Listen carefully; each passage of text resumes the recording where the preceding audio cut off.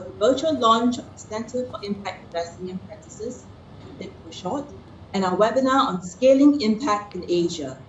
More than 250 persons signed up to join us today from all over the world and from a wide range of backgrounds, including investors, family offices, companies, policymakers, and impact ecosystem builders. We look forward to a fruitful discussion. CIP is a non-profit center established by Temasek Trust to drive impact investing in the region. We are privileged to have Ms. Cheo Hock Kwan, CEO of Temasek Trust, to kick off our program today. May I invite Hock Kwan to say a few words? Hock Kwan, please.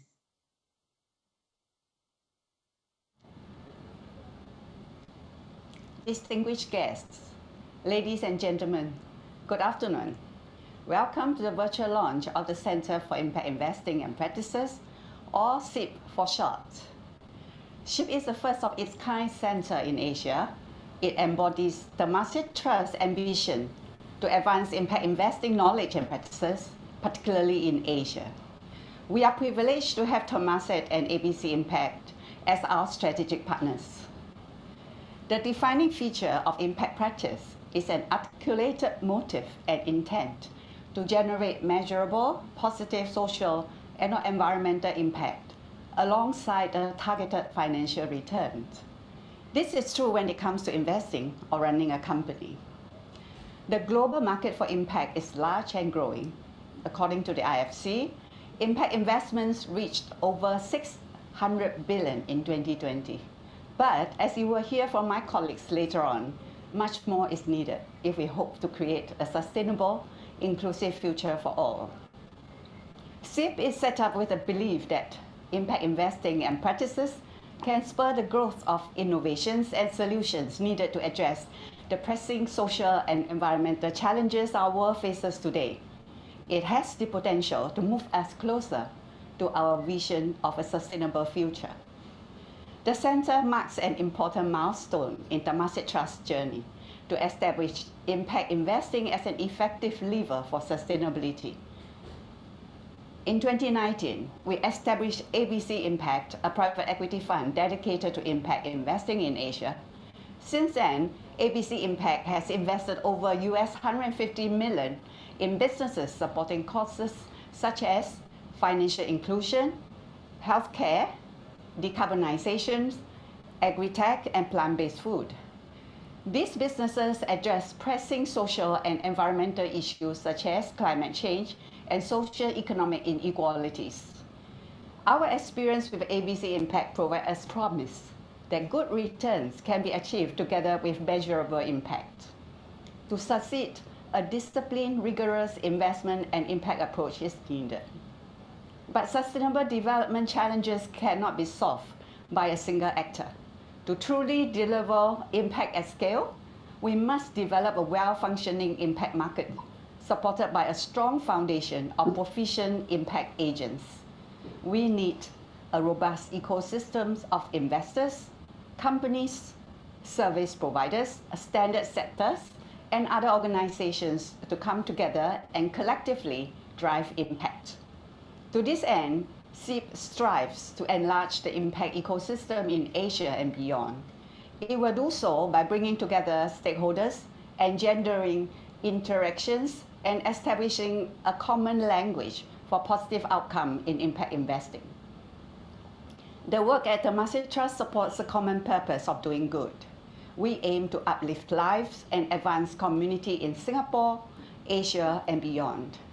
We believe that impact investing can be mainstream to play a critical role in addressing the pressing social and economic challenges of our time.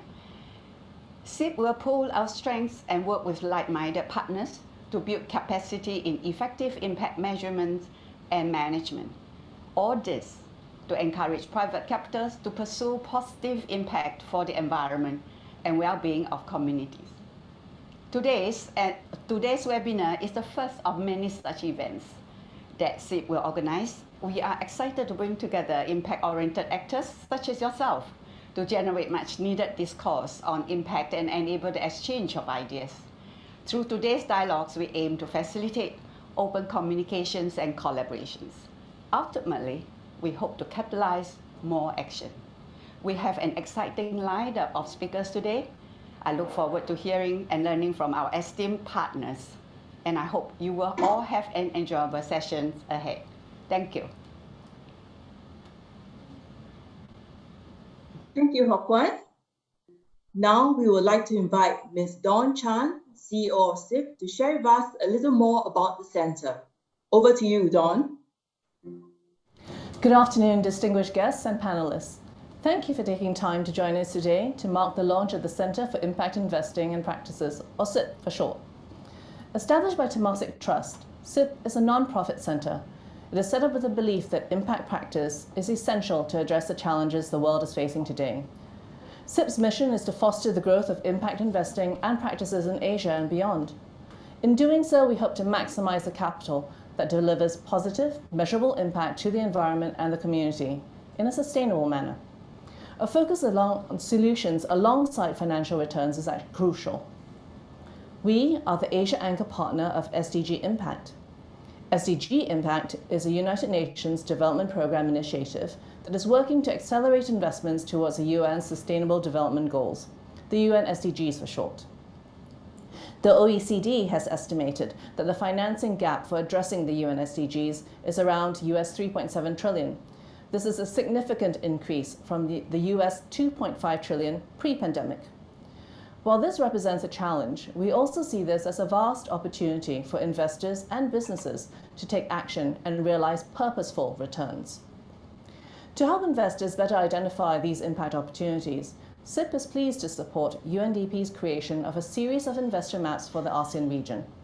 The first of such investor maps was launched in March this year by the Government of Indonesia and UNDP. It provides investors with information on the sectors with return and impact potential. The map can be found on our CIP website, alongside other information for investors and companies interested in impact practices. In the second half of this year, more investor maps for ASEAN will be launched. CIP is committed to work with SDG Impact and all regional stakeholders to encourage more private capital deployment towards solutions that address environmental needs, economic growth, and community well-being in the region. In the past 2 years, the COVID pandemic has severely disrupted our daily lives and the livelihoods of communities globally. Social inequality and stresses have also been exacerbated by the pandemic. However, in the ensuing response to the pandemic, many organizations across private, public, and non-profit sectors acted in unison. Together, these organizations coordinated massive efforts to help the communities recover from the wide-ranging consequences of COVID. The results from these efforts are proof of what is possible when there is widespread action among solution-focused stakeholders. There's also been growing debate and introspection among investor and business communities about their broader responsibilities and roles in society. It is also clear that consumers react positively to companies who act responsibly and proactively. In the very same light, leaders are now recognizing that there is a need to look beyond the mandatory ESG compliance and disclosures. They're moving forward, purposefully embedding positive environmental and social actions and measurements to their day-to-day operations and to their long-term business strategies. Commercial viability is key to ensure solutions are sustainable over time. Our keynote speaker, Marcos Neto, head of the Sustainable Finance Hub at UNDP, will speak more about the need to move beyond ESG into impact, a rather current topic given some of the recent greenwashing scandals. Now, delivering impact at scale requires a whole-of-system approach. The Centre will work with investors, companies, and other important organizations such as the Global Impact Investing Network, UNDP, and the Asian Venture Philanthropic Network to enlarge the ecosystem while ensuring accountability and measurability of impact.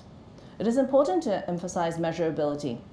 Measurement of both positive and negative impact outcomes, whether intended or unintended, is a necessity to ensure capital is effectively employed. CIIP will be adopting a multi-pronged strategy. This will be anchored on developing and sharing knowledge, fostering a connected community, and catalyzing positive actions. First, together with our partners, we're building up an extensive body of knowledge for impact investing in Asia.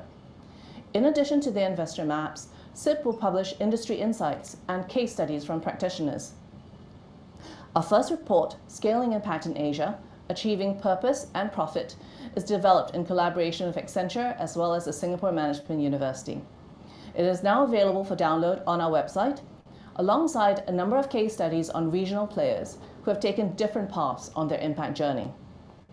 More Asian case studies will be developed in the upcoming months. We'll also work with partners to conduct further research to fill information gaps in important areas for the region. These will include outcome studies on financial inclusion, research on the impact of new business models on communities such as smallholder farmers and micro SMEs, who form a critical part of the Asian economic landscape. We want to be a conducive platform for dialogue and engagement. Through SIP, we hope that Asian perspectives on impact investing can emerge. We want communities to come together in a common language and promote consistent standards for measuring and managing impact. This will require individuals to be trained, and SIP plans to contribute to these efforts. We will be working with the Singapore Business Federation as well as the Wealth Management Institute to offer tailored education modules to industry, asset managers, and investors in the future. Further, SIP will be a hub to catalyze action and interest in impact investing. We'll reach out to like-minded practitioners and enterprises to gather, learn, and act on impact investing together. The operating environment, social and cultural preferences, and regulations vary tremendously across the region. There is much we can learn from each other as we implement and scale solutions. As part of developing our report, Scaling Impact in Asia, together with Accenture and SMU, we spoke with a number of organizations across the region. These range from impact investors and startups to mainstream asset managers and businesses. We learned a great deal. First, Asia presents tremendous opportunities to achieve impact at scale. The region is home to a large population with a rising segment of first-time consumers. Digital penetration is actually relatively high. The entrepreneurial talent pool is growing, and there is a long-standing focus on community and multi-stakeholder engagement. We also learned that while technology-driven business models are disrupting industries, they're also enabling products and services to reach historically underserved populations, all while achieving sustainable commercial returns. The systematic and continuous measurement of the impact, both positive and negative, that these businesses are making is crucial. It is important not only for businesses to refine their strategy, but also for investors. Clear evidence of outcomes will help mobilize more diverse and innovative forms of capital to further scale impact. There are clear signs of promise. There's much more to do. A robust impact ecosystem will be key to building strong market fundamentals. Active leadership by all organizations is needed to make impact the norm. We're very grateful to all the funds and companies who have generously shared their time and experiences with us. We're very happy that some of them will be joining us later on the panel to share their insights with you. Our hope at the Centre is to connect the dots, rally the like-minded, and contribute to the body of knowledge in the impact space. We look forward to working with you all to create a sustainable, inclusive future. Thank you. Thank you, Dawn.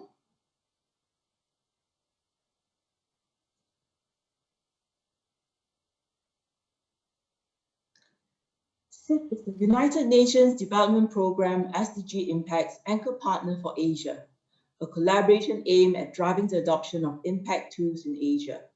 We are pleased to invite Mr. Marcos Nito, Director of Sustainable Finance Hub at UNDP, to deliver the keynote address for this session. Marcos leads the Sustainable Finance Hub at UNDP. He has led UNDP's global work on private sector development and foundations since 2013, including work on the development of UNDP's new private sector strategy and its office on SDG finance. Marcos also co-chairs the executive boards of the Business Call to Action and the Connecting Business Initiative. Over the past 25 years, Marcos has been a leader in sustainable development, poverty eradication, and multi-stakeholder partnership building. He is a passionate advocate for the Sustainable Development Goals. Marcos, please. Thank you very much. I hope you can hear me well. Good morning, good afternoon, and good evening. It's an honor to be here, to be invited to speak at the launch of the Centre of Impact Investment in Practice today, SIP. And I congratulate the Temasek Trust and the colleagues on their vision. This is an important milestone and continued commitment to realize the possibilities of impact investment in Asia and beyond. I actually speak to you from Bali, Indonesia today, where for the last 3 days, I had the honor to moderate the G20 Sustainable Finance Working Group. There has never been a better time for the launch of SIP and for this conversation that we're having here, both in terms of industry as well as in terms of governments and their own expectations towards achieving impact. The focus today on impact integrity, impact management practice, and impact investing is very timely, especially given the spotlight in recent weeks on ESG. The SEC launching a consultation on how fund managers can market ESG label funds, and just last Friday has launched an investigation on Goldman Sachs ESG products. German authorities raided in quite a spectacular fashion the offices of the Deutsche Bank subsidiary DWS on claims of greenwash. And HSBC's global head of responsible investment was suspended after making controversial remarks at a conference in London that climate change risk is exaggerated. While HSBC was quick to distance itself from those comments, it does put a magnifying glass on the decision banks are making to minimize climate change, or otherwise, as the case may be.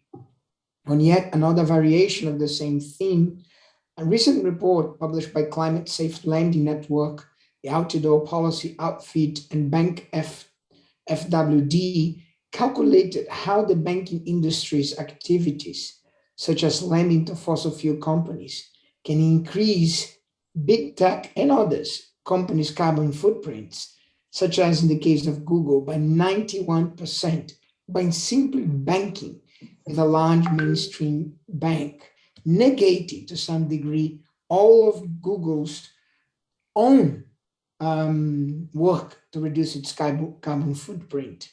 The veracity of ESG as the leading approach for integrating social, environmental, and governance factors into investment decisions making has been questioned and found it to be lacking. Flows into ESG label assets in Asia Pacific reached $93 billion in Q3 last year alone, according to Morgan Stanley.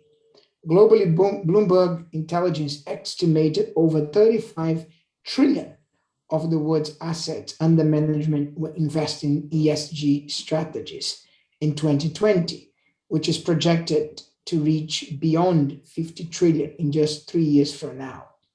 Not an insignificant proportion of the world's total capital stock, and yet we are no closer to closing the SDG finance gap. Instead, I was mentioned, this gap is actually increasing. According to OECD, the COVID-19 pandemic has increased the annual SDG finance gap to $3.7 trillion in 2020 from 2.5 trillion in 2019. If ESG was the answer to addressing the world's sustainable development issues, we should be making positive progress towards the SDGs rather than going backwards. Of course, ESG was not designed to manage organizations' impact on sustainable development outcomes.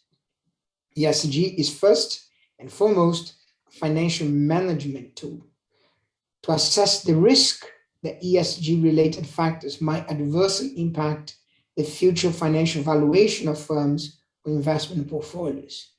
Based on the risk of an event happening, am I being adequately compensated for that risk?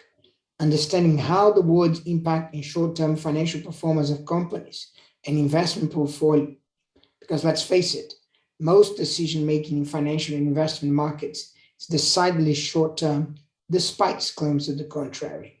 It's not the same as understanding how companies and investments impact long-term sustainable development outcomes for people and the planet, and in the end, the profits of companies. This is especially so when you consider the overall financial and economic context ESG operates within.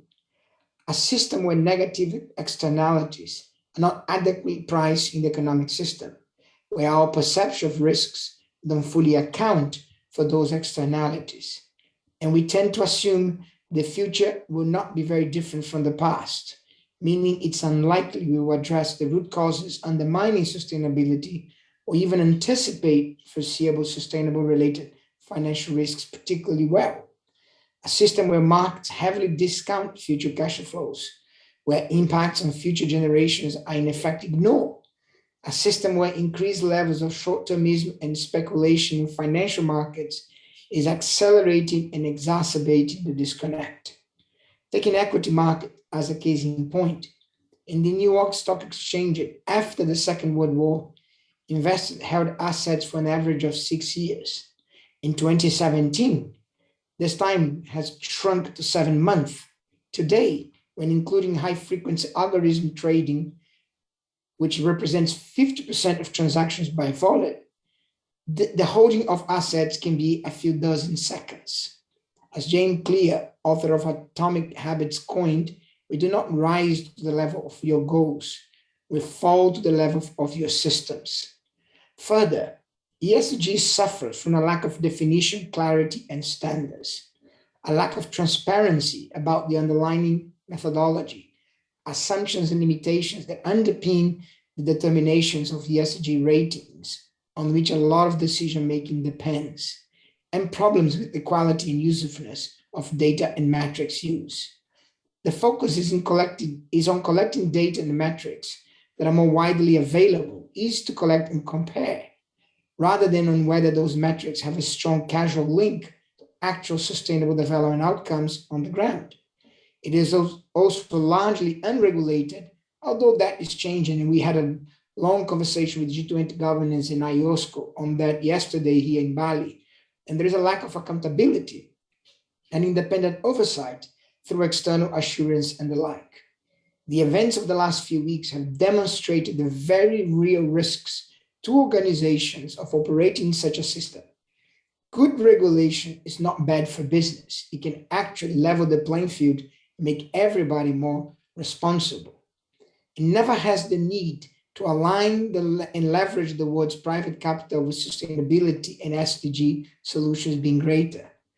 The triple threats of climate change, the global pandemic, and the war in Ukraine have ravished government's balance sheet, diverted aid budgets, and put pressure on our global food, energy, and financial systems, are impacting those that can least afford it most and sending in reverse the sustainable development gains of recent decades. Progress made on development goals in the Asian region, home to 4.7 billion people, or about 60% of the world's population, will have a significant bearing on the global achievements of the SDGs. But on its current trajectory, the region may achieve less than 10% of its SDG targets. According to the Asian Development Bank, the number of people living in poverty in the region increased by 170 million people in 2020 because of the global pandemic. Gender inequality was widespread across Asia before the pandemic and has worsened because of it. The region is already experiencing the impacts of climate change and will be disproportionately affected by climate change in the future.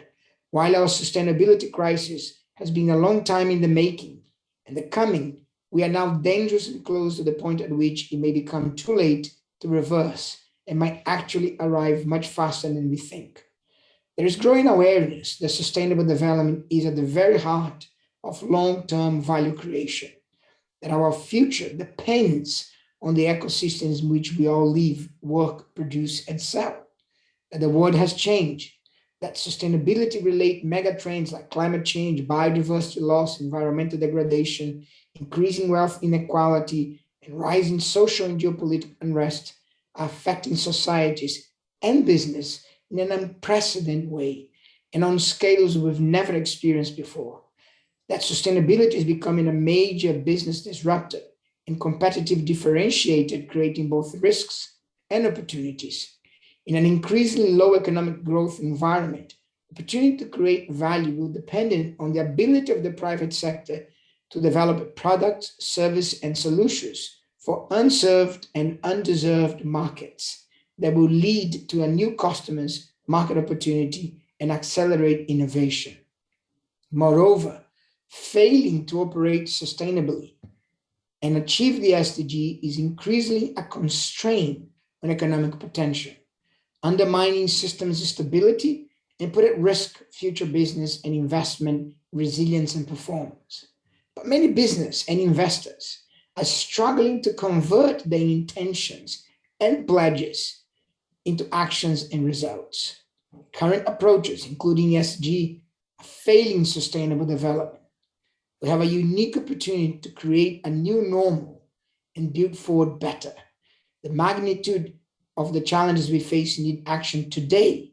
Maintaining the status quo is no longer an option. What we do and don't do over the next decade won't just shape our future, it will define it for better or for worse.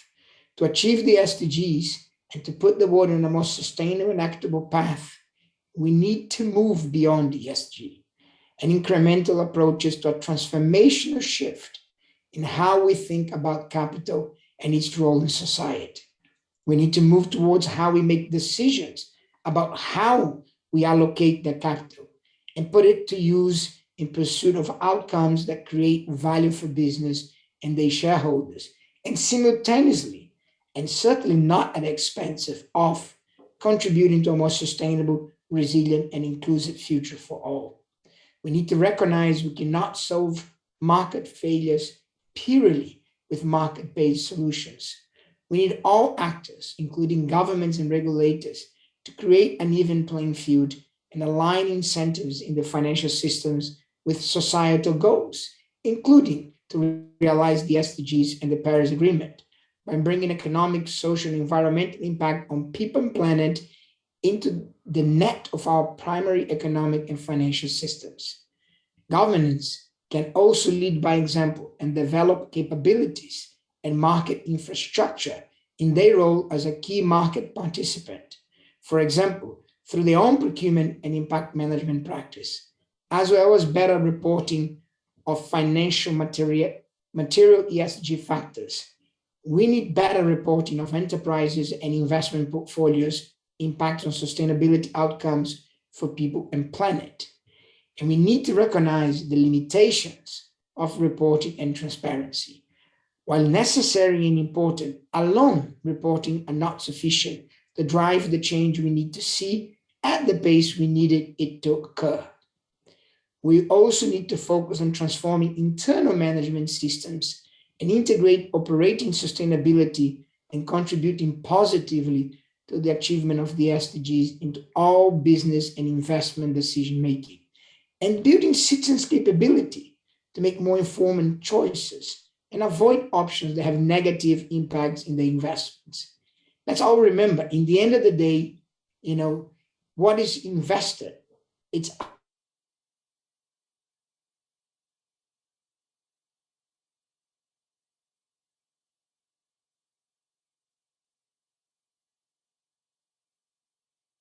the SDGs at the heart of business and investment purpose, and how value is created in capital allocated, no longer an add-on to what business get done, but how all business is done. Far from being a constraint on future performance, it is the only way to survive and thrive for the long term. Alongside our work at UNDP with governments on financing strategies for the SDGs, on aligning budgets to the SDGs, and our policy-making work at a global level, like the work I've been doing for the last 3 days at the G20 Sustainable Finance Working Group and our work at APEC, UNDP's Sustainable Finance Hub, through its SDG Impact Initiative, is tackling the root causes of these problems to drive change at the systems level, working with business and investors to transform the way we do business and invest, developing concrete implementable solutions that address the underlying long-term systemic issues and give markets what they are looking for right now, including by providing internal management standards, assurance, education, training, and advisory service to enable organizations to translate their positive sustainability and impact intentions and pledges, like, for example, net zeros, into decisions, actions, and results, and by setting the gold standard for impact management practice with the SDG Impact Seal. generating country-level data and insights about SDG enabling investment opportunities, areas, and business models. As it was mentioned earlier, our partnership in Asia and the ASEAN region with Temasek Trust on those investments map, including the one in Indonesia and the other ones coming by the end of this year. Also leveraging UNDP's unique role and relationship with governments and policymakers at national, regional, and global levels to strengthen the enabling environment and collaborating with others to drive convergence and interoperability across impact management practice. In conclusion, these are solutions that recognize where we are in the sustainable development journey today and where we need to go. Our work provides the roadmap for all organizations to start or accelerate the transition to a new normal where sustainability and achieving the SDGs are core to purpose, and impact management is fully integrated into business and investment decisions, joined by government smart regulations and transparency. The impact investing community is also leading the way to that new normal, providing an alternative to ESG for investors wanting to intentionally direct capital towards positive, sustainable development outcomes, developing market infrastructure, share norms and frameworks and tools for measuring and managing impact more effectively. While the impact investing sector is still small, it is in many ways acting as the incubator to develop innovative approaches and new ways of thinking that can act as a catalyst for broader change in managing investment mainstream way. I long for the day that all investments are impactful, and we don't need to refer to impact investment because everybody's having an impact. In that sense, Temasek Trust and now the SIP is leading the impact investment charge in Asia, bringing together investors seeking a more resilient, sustainable, and impactful way of investing, driving innovation through partnerships and collaborations, strengthening impact management capacity and capabilities, and building the community of practice in Asia, with the ultimate goal to improve sustainable development outcomes on the ground in Asia and beyond. On these issues, UNDP, SIP, and the Temasek Trust goals are aligned. And one of the reasons why I'm delighted to be here with you today to launch the opening of this center. We look forward to continue our strong partnership with the Temasek Trust and SIP and seeing the future that all of our collective efforts help us to lead to a better world for all. Thank you very much. And I once again reaffirm our commitment to the partnership and thank and congratulate the Temasek Trust and the SIP team to putting this together. Count on us on your journey. Thank you. Thank you, Marcos, for the inspiring speech.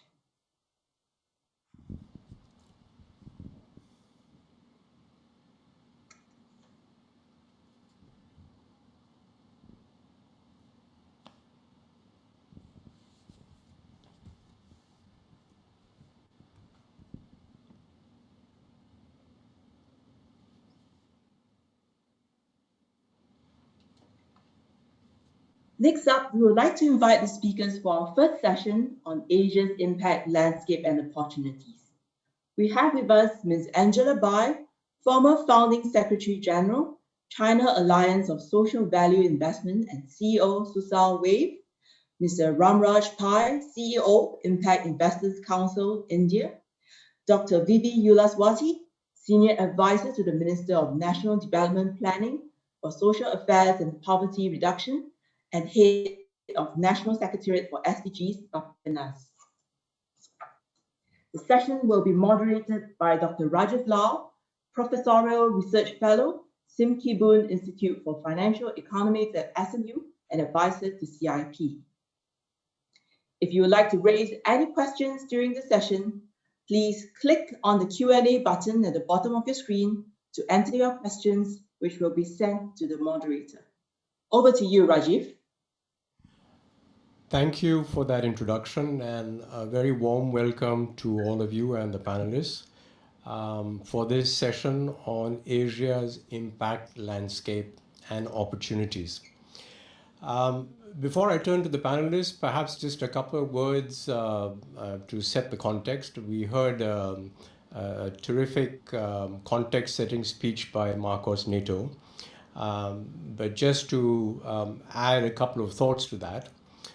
Over the last few years, the narrative fundamentally about the nature of markets and their role has been shifting around the world. Starting with the IPCC's latest report on the status of climate change, it has injected a sense of real urgency into the need for action on climate. Second, there's been a growing sense that free markets, although effective in creating prosperity, perhaps don't work for everybody, and that there is a need to think about the paradigm more fundamentally. This has unleashed a whole wave of thinking, introspection, and action. And in fact, in the United States and Europe, this action has really been led by allocators of capital. And as we've heard, large volumes of capital have now been allocated to what is being called ESG, and a growing volume of capital is being allocated to impact investing. So in many senses, at least in the United States and in Europe, the movement towards a change of a paradigm of how we do business, as Mr. Neto was saying a few minutes ago, has been led by the market. The question is, where does Asia stand in all of this? And this is really the subject matter for our panel. And I'm delighted that Angela, Ramraj, and Vivi have joined us this afternoon to hopefully shed some light on where Asia stands in its journey on impact. So with that introduction, now let me turn to our panelists. And what we'll try and do is do 3 rounds of questions, and if we have any time, we'll do some more before we open the session to general Q&A. So for the first round of questions, let me start with Angela.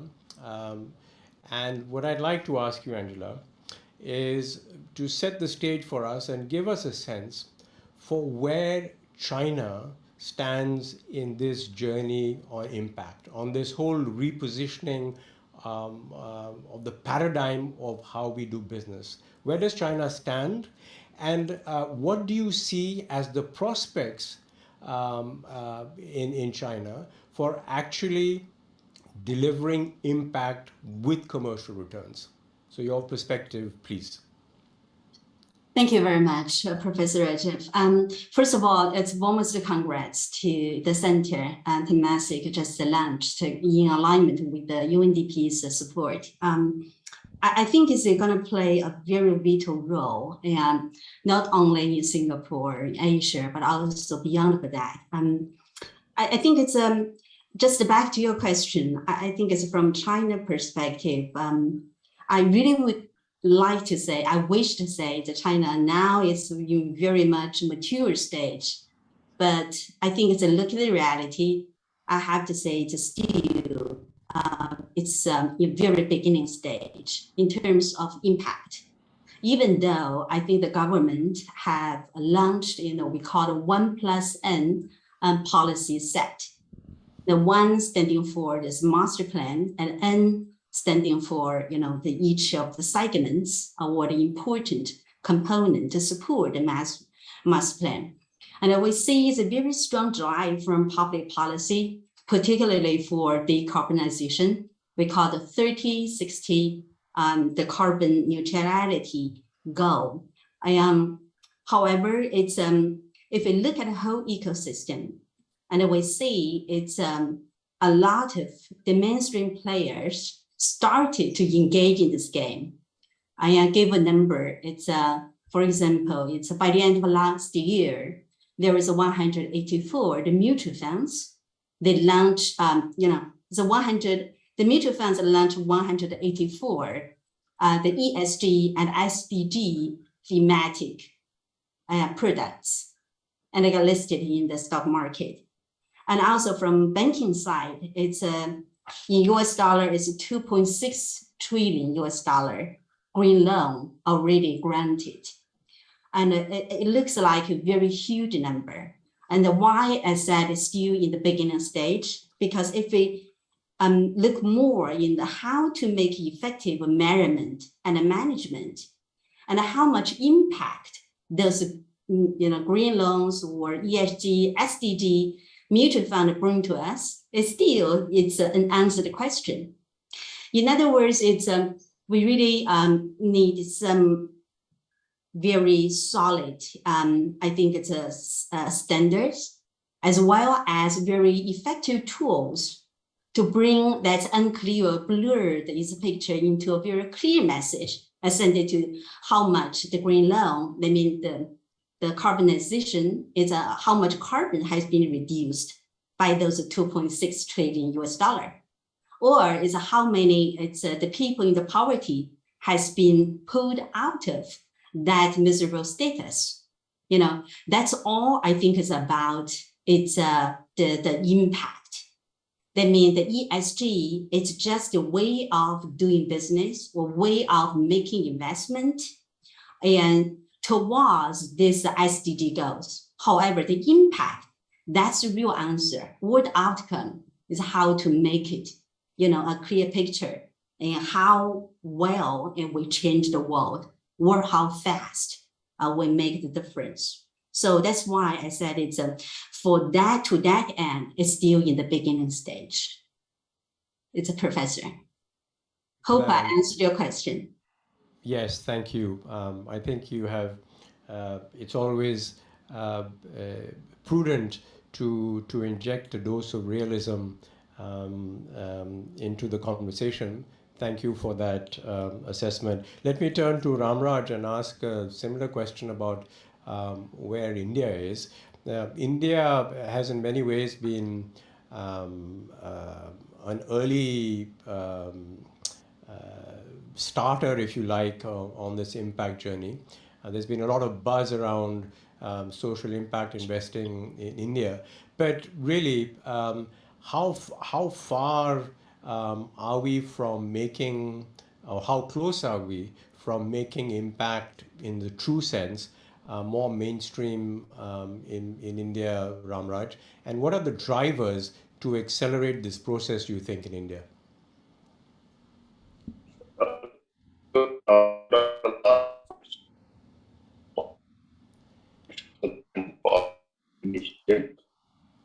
Which is very important if you want to accelerate the impact evolution, not just at a country-to-country level, but at the region. Quickly turning the question, Dr. Lal, I think, as you rightly pointed out, India is a country where this ongoing, I would say, for the better part of at least 15 years plus. A lot of this began with the emergence of microfinance, and I think lots of impact investors supported microfinance and financial inclusion. But over the last 10 years, I think a lot of the success of microfinance has emboldened investors and asset managers to move into other areas like education, agriculture, health to an extent, and in recent times, climate tech solutions. So I would say, India is explain why. I mean, what blessed with a combination of a strong tech culture, high quality entrepreneurs, good capital flows, and a large base of low-income customers who can access these impactful services and get benefit of that. And we therefore I'd like to believe that we have that trifecta which enables the impact investing industry to flourish and grow. That said, it is still somewhat of a niche industry in this country. I mean, we've done a study a couple of years back, and we continue to repeat the study every other year. This is an industry which is maybe in the region of 12 to $15 billion on a cumulative basis, which frankly, from the larger perspective, is really a drop in the ocean. So therefore, this is not yet mainstream. One of the big agendas for the India Impact Investors Council mainstreaming and essentially, kind of build a strong sort of segue from investors who are interested in ESG and kind of help them move into the entire space of impact. So that's really where things go as far as mainstreaming is concerned. What can we do, I would say, to mainstream? There are several things. The first one, I would believe, is getting the government more deeply engaged. Government in most countries, as we are well aware, is the largest impact investor. So how do we get the government to be more deeply engaged in some of these areas? One. Second is, how do we build a robust framework along with the appropriate guardrails in terms of impact management and measurement standards, information and analysis of rigorous quality, data on exits and performance in the market. And the last thing that I think is very critical is an evangelization of this entire concept that social impact and financial returns can go hand in hand. If you ask me what is one of the biggest challenges we face when we talk to a lot of investors, is this belief that philanthropy or social impact and commercial returns are sort of two completely different boxes, and there is no way on earth that these two can come together. So, that's, if I may say, Dr. Lal, somewhat roundabout answer to the couple of questions that you asked. Let me now turn to an Indonesian perspective. Vivi, thanks for being with us today. You are quite extraordinarily the head of a national secretariat for SDGs. So the Indonesian government has really taken pursuit of SDG goals in a very systematic manner. What is your assessment? What do you see about the opportunities and the prospects for Indonesia to actually close the SDG gap? Thank you very much for question and also the opportunity to be part of the panel. It's been very pleasure of me to be here. A couple of points to start that Indonesia has mainstreamed the SDGs into the development by putting some target and indicators in, for example, in the medium-term development plan. Around 124 out of 169 targets, SDG targets, and of course the indicators have been integrated and part of the target indicators of the program and projects. By doing that, we could achieve incrementally. Despite the pandemic, we keep on track in many cases. Of course, there are some targets that are disrupted, but in terms of the investment, we see that the investor sentiment toward the Indonesian remain positive. As in 2024, the private equity and venture capital deals in Indonesia still reach a value of approximately around $6.37 billion US. The FDI flow in Indonesia, excluding the investment in banking and oil and gas, jumped around 10.1% Y on Y to a record high of about 122 trillion in rupiah, or $8.5 billion US in the fourth quarter of 2021. Indeed, that the commitment to achieve the SDGs has intensified the search for sustainable solution in many development problems. The social enterprise in Indonesia in the last 5 years is growing. We envision that the social enterprise is a promising approach to sustainable development because it complements the development programs and activities since they use innovations to address pressing social and poverty issues in many places in Indonesia. And also they are self-reliant in funding by applying business model through mutual interdependence while also reinvesting the majority of its profit to their missions. So there are some impact showed up. It's been written also, and it's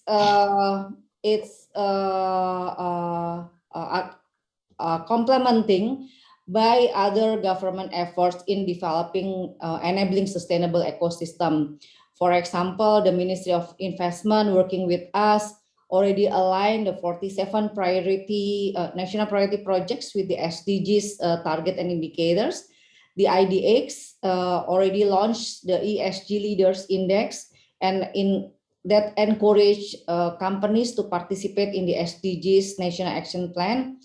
The Ministry of State-Owned Enterprise encourages businesses to participate in the SDGs Action Plan to be aligned with their operations.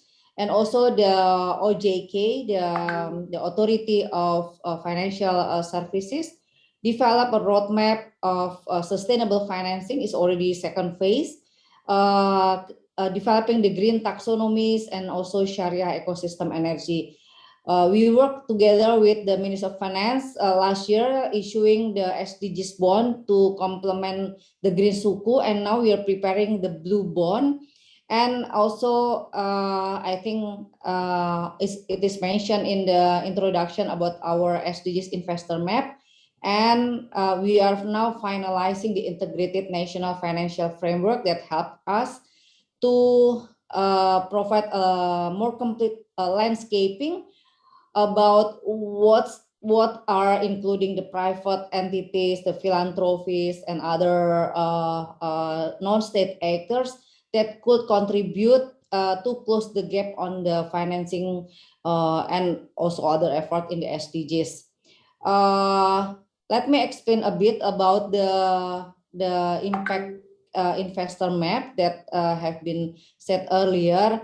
Actually, we identifying around 18 investment opportunity areas. Besides sectors and subsectors, we also identify the white space, which is a theme that has a potential for deep development impact and requires blended finance on or additional policy considerations. So indeed, it is help us to discuss further with many other stakeholders beyond the governments about what and also how. And for example, 11 of the 18 investment theme actually use the digital technology. And we are aware that in some places there are some digital divide. The map also raised some key concern from others' perspective. For example, in the waste management, investing in waste management solutions, we could also offer a dignified livelihood option, for example, for the waste workers, in which around 65 are women. In health care, for example, there are some areas to offer last mile services to address challenges not only around high maternal mortality rates, but also providing the quality health care and information services in adolescents. So now our focus not only identifying challenges, but also see potential collaborations. So including the Temasek and other stakeholders for sure, how to enhance and to scale up the enabling environment to incentivize any sustainable program or projects that in many cases we feel that are still very limited and in terms of scale is often small and fragmented and somehow still in the new frontier of sustainable projects.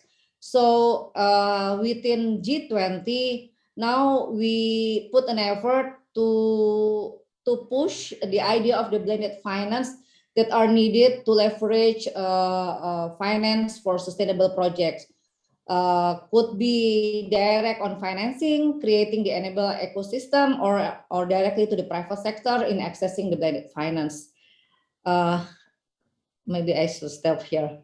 Back to you on this question of blended finance. It's a very interesting question.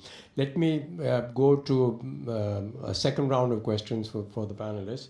And again, starting with Angela on China first. What I got from you, Angela, in your answer to the first question was that there is a lot of momentum in allocation towards ESG, particularly towards greening the Chinese economy, because that's been a very important strategic direction for government itself, right? And certainly sitting from the outside and observing China, one gets the impression that China today is in the process of a very fundamental re-engineering of its economy. From profits, to make profits is glorious, to common prosperity. And this is being advocated and actively guided by government. My question to you is, do you think the government by itself can get this done? And if not, what do we need from the private sector to actually make impact a commercial reality? How important is technology, for example, for making impact commercially remunerative? Your thoughts? Yeah, a great question. I think definitely it's the things cannot be done by government alone. Yeah, I think not only in China, but for all of the countries in the world, the same. That's why I think the private sector or the market force are so important. And I think it's just to make it such a large topic in a very small way. I mean, I like to share about my personal story. Okay, I spent 22 years in financial services, and ICBC or Mastercard, and I back then I thought it's all of those big financial companies, they have been doing very well, but not have been doing good enough. I thought a lot is what about the poor? What about the needy area? What about the small and medium business? They need financing, but they could not get it. Okay, back then. And then I can go back to the 2016s. I joined a group of people and initiated CASMI, the China Alliance of Social Value Investment. This is an NGO. I spent 6 years there, and the way I try to build up the methodology and how to measure those the public companies, listed companies in China. What about the total SDG value? And then based on that, we just generated this ranking list in its rating as well as the stock exchange index, and then the index packed fund. And then I thought it's good for a pioneer's concept wide, it's initiated. But still, we could not just engage those mainstream players into this game. It was good, but not good enough. So that's why it's last year, it's together with the Chairman Ma, and we initiated it. I changed my role from an NGO lady and then to a social entrepreneur. We started this to set up this Allwave. This is a digital finance, company or technology digital finance company.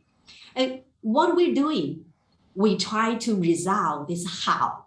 Just now, Marcos mentioned a lot of times is how to integrate this SDG into business, how to integrate with the investment, but how to do that. Investor map, I think is a very good initiative as a VV side, but not enough in such a large market. So that's why we started to focus on the derived data. The one those are big, mutual fund, big banks, and big securities, insurance companies, they engage in this game, they need data tool. They need to see how to make the quality, investment decision. And then they need the SaaS tool, the software as service. They need online, there's a tool that, who can apply the general purpose, who can quickly help them to, just either publish their the financial, non-financial disclosure, or to calculate this ESG or SDG impact online. And also they need solution. They mean who can well integrate with their daily operation. Because all of the top business, is that in the whole world, the top business answer the SDG cost first, right? But all of the big business, they're very sophisticated. And also they are, it's subject to a very strict supervisory regulation. So you have to develop a solution who are sophisticated enough from business lines, data lines, and also technology, wise to integrate with their daily operation. Right. So that's why I said it. If we look forward about the prospect, I think in China, I think the first now at the beginning stage, a lot of big companies still try to have the quick response, like how to improve my branding, how to publish a white paper, how to tell my story to the others. But at the same time, in parallel to that, a lot of very wise big business, they start to think, no, that's not good enough. I have to integrate with my daily business. That's why the big banks approach us to find the green loan solution. In order to avoid greenwashing, could you just provide me the technology-based solution? Something like that. I think this is the pathway. And I hope, is we can well integrate SDG impact with the digitalization going forward. Well, I hope that we get many more CASVs to help that process along. Ramraj, we've been having, your internet seems to be a little unstable. Maybe you just want to take yourself off video. It'll make the audio a little better. Yeah. So let me turn quickly back to Vivi.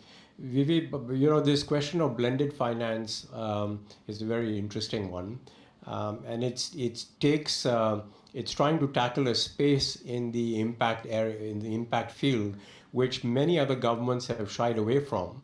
I find it very impressive that Indonesia is thinking very actively about how to make blended finance feasible so that more business models, a broader range of business models can become commercially viable. How do you think do you have any thoughts about how you might want to operationalize a framework like that? Yeah, actually, it's been a while that we are preparing for blended finance in terms of orchestrated the source of funding in order to close the gap of the SDG financing. And after the COVID, it has become much more significant that we need to move not only the concept but into a real structure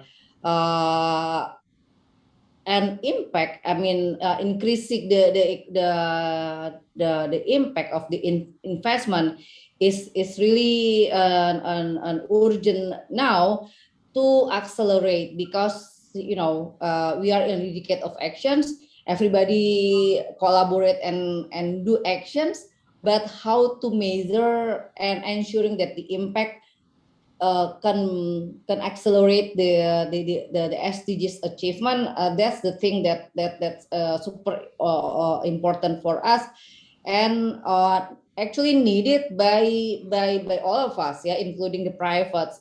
So now thinking in terms of how to combine the different sources in the public as well as other, and attracting commercial finance in which previously already actually do something in relate to the ESG, but now how to orchestrate into the global framework of the SDGs.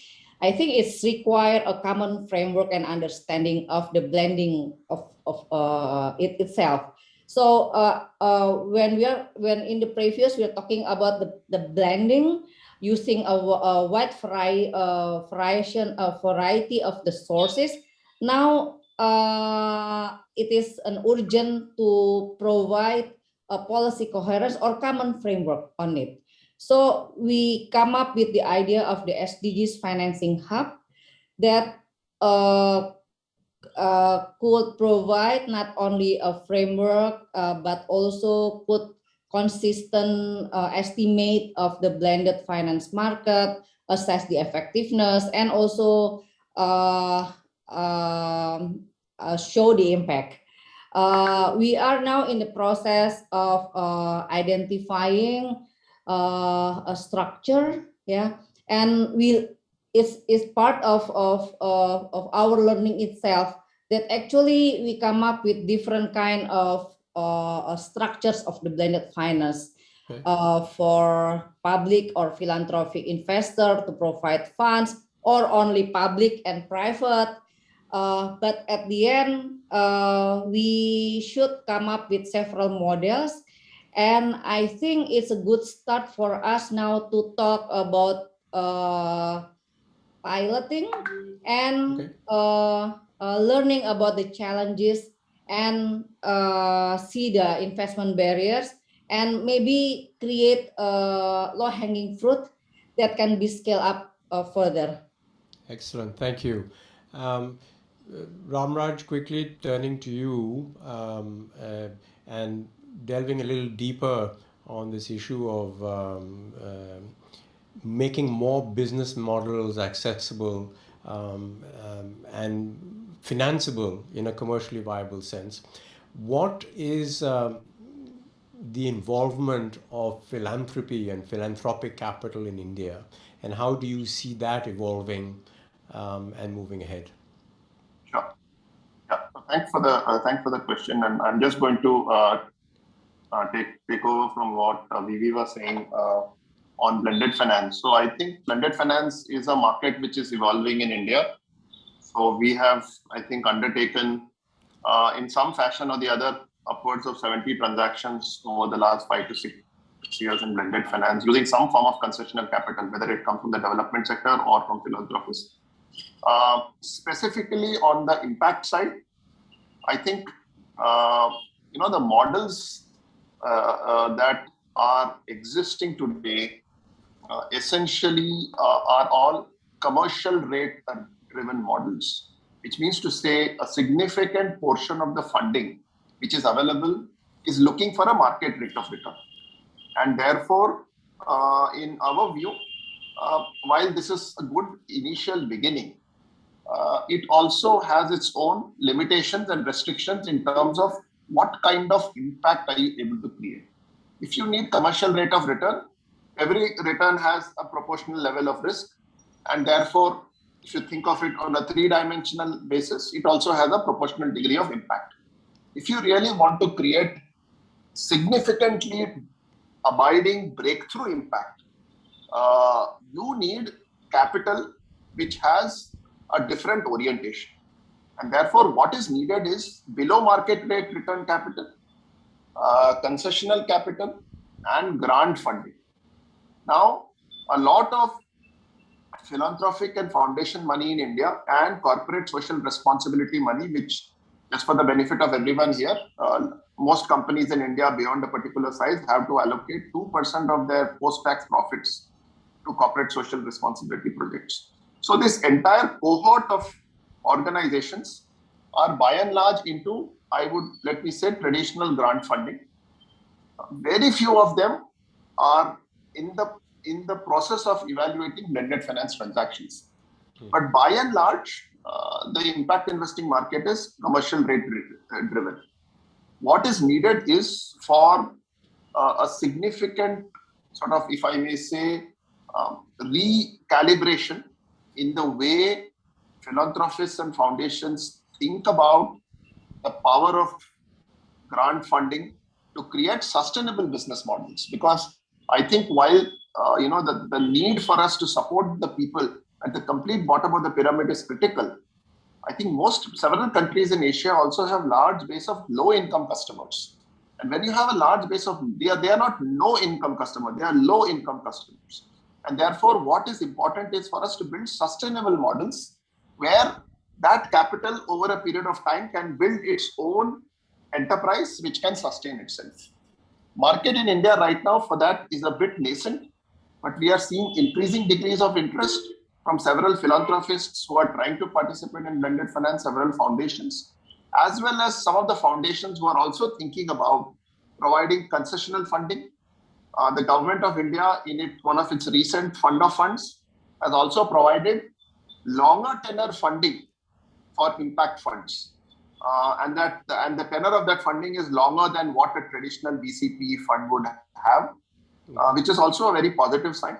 Okay. But it would be wonderful if we could get a bunch of funds which are going to say, just give me a money market return or give me a liquid fund return, and I'm happy enough with that. Right. Please take more risk and try to create more impact. Thanks. So it's a work in progress. Absolutely. So I think this is unfortunately all we have time for. I hope that all of you in the audience have gotten some sense for where we stand in Asia. Clearly, there is a lot of activity all across Asia. There is a keen appreciation for the strategic importance of moving towards impact. The more progress has been made on environment than on impact. But what is really intriguing and fascinating is that governments around the region are taking responsibility, are proactive about actually guiding this change in paradigm that we hope we will all contribute towards accelerating in the coming years. So thank you, fellow panelists, for a rich session, and thank you for giving us time to share some insight into Asia's impact journey. Thank you very much, Professor. Thank you. Thank you very much for the opportunity. Thank you. Bye-bye. Thank you, panelists, for your sharing, and thank you, Rajiv. Before we progress to the next panel session, may we invite all panelists and Rajiv to pose for a group photo, please. On a count to 3, everyone. 1, 2, 3. Thank you, everyone.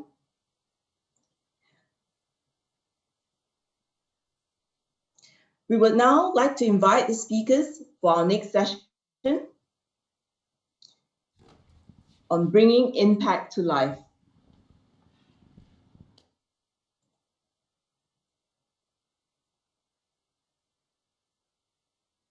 We have with us Mr. Tan Xiao Ming, Chief Investment Officer, ABC Impact, Mr. Pranav Kumar, Director, Leapfrog Investments, Mr. Suresh Sundararajan, CEO, Olam Ventures, and Mr. Farooq Murali, CEO, SwipeRx.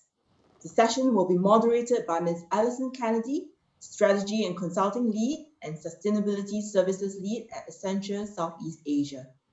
If you would like to raise any questions during the session, please click on the Q&A button at the bottom of your screen to enter your questions, which will be sent to the moderator. Over to you, Alison. Thank you, and it's wonderful to be here this afternoon. We've heard about the importance of impact. We've heard about the momentum that we see in the market, and we've also heard talk of potentially only a decade left. If we step back, I've heard not a decade, but actually 3 years. And if we need to make moves in 3 years, we need to be moving now. And so I've had an incredible privilege working with colleagues from SMU and from Temasek Trust over the past few weeks and months to be able to speak with practitioners in the marketplace, practitioners, investors who are looking at impact, companies who are in transition, because quite frankly, only having investors is not going to be enough. Investors have to invest in companies, and some of those are small companies, some of those are big companies. And what I can tell you is that there is momentum in Asia, and there are some incredible stories of impact, commercial impact, and other impact already being seen in different countries, in different industries. And one of the things we're going to share now is actually the practice, some of the learnings, some of what's worked, some of what has not. And we have a fantastic panel who are going to speak to you about that. Impact is not easy. So one of the things that we want to be doing is sharing some of the things that need to change, some of the ecosystems that need to come together, some of the things we need to learn from each other. This is not a one company, a one country, a one investor pursuit. It's going to take everyone. And as part of that, I'm very grateful that SIP are going to be helping coordinate and bring together this incredibly vibrant ecosystem. One of the ahas for me as we went through this journey was actually the importance of the technology to solve problems across the region.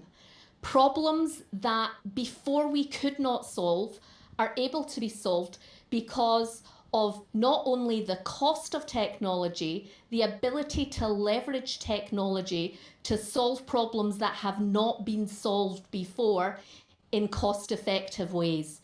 But technology is not enough. The incredible human talent that we have in Asia, the incredible entrepreneurial spirit, combined with the technology, combined with the capital, and combined with a belief that we can all do better for each and every one of us, is what has been incredibly inspiring as we've had the chance to meet with practitioners and learn from them. So without further ado, I'm going to hand over to one to start to hear from these incredible practitioners. And I'm going to ask a very kind of simple question. I'm going to ask Xiaoming to share a little bit about how ABC Impact think about the SDGs and contribute to the SDGs. Thank you, Alison. ABC Impact is an Asian-focused impact investment private equity fund. We aspire to deliver an evidence-based positive impact to the society and the environment, alongside attractive market rate financial returns. We understand that to solve the multiple problems that the world faces, as defined by the SDGs, we will collectively need a lot of capital, and we need to channel part of the private capital to contribute towards these solutions. So at ABC Impact, we play a role in directing private capital towards impact in Asia, which is home to about 60% of the global population. And these areas include providing affordable and high quality services in the areas of education, healthcare, financial services.